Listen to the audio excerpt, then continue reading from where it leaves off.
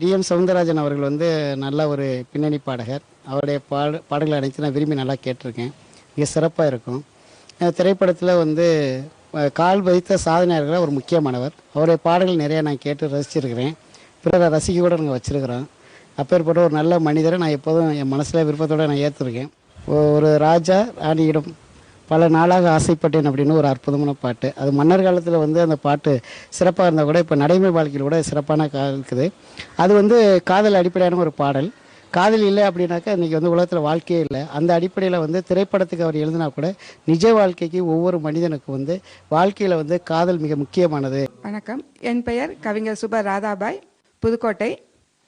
DM Soundararajan ஐயா பாட்டுன்னு கேட்டுக்கிட்டா ஒவ்வொரு சின்ன குழந்தைங்க மனசுலேருந்து பெரியவங்க மனசுலேருந்து நீங்காத இடம் பெற்றவர் அவர். 1922 பிறந்து 2013 இறந்தாலும் ஆனால் இன்னைக்கு வரைக்கும் ஒவ்வொருத்தவங்க உள்ளத்திலையும் அவர் உற்சாகமாக வாழ்ந்துட்டு இருக்கவர்.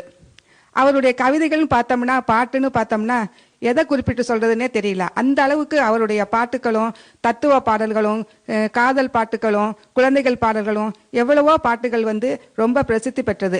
நல்லதோர் குடும்பம் பல்கலைக்கழகம் அந்த பாட்டை எனக்காக ஒளிபரப்புமாய் கேட்டுக்கொள்கிறேன். புதிய டிவி மக்கள் நேயர்கள் அனைவருக்கும் வணக்கம். மரியாதைக்குரிய ஐயா டிஎம்எஸ் மிகப்பெரிய ஒரு கலைஞன், மிகப்பெரிய ஒரு பாடகர், மிகப்பெரிய குரல் வளம் அமைந்த மண்ணின் மைந்தர். அவர் இன்றும் அனைத்து கலைஞர்களுடைய மனதிலும் நின்று கொண்டிருக்கிறார். படைத்தானே ஆண்டவன் மனிதனை படைத்தானே. எப்பவுமே நம்ம வாழ்க்கையில இசைங்கிறது ரொம்ப ரொம்ப முக்கியத்துவம் வாய்ந்தது. எவ்வளவு வேலை செய்கிறோம், எவ்வளவு கடுமையாக உழைக்கிறோம், எவ்வளவு சிந்திக்கிறோம், எழுதுறோம், படிக்கிறோம், சமூகத்தோட தொடர்பு வச்சிருக்கோம்.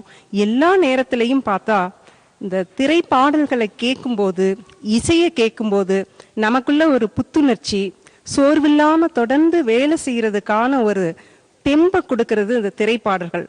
அதுலேயும் பார்த்தா குறிப்பா டிஎம் சவுந்தரராஜன் அவர்களுடைய பாடல்களை சின்ன வயதிலிருந்து வானொலியில கேட்டு கேட்டு கேட்டு பல பாடல்கள் மனசுல ஆழமா பதிஞ்சிருக்கு.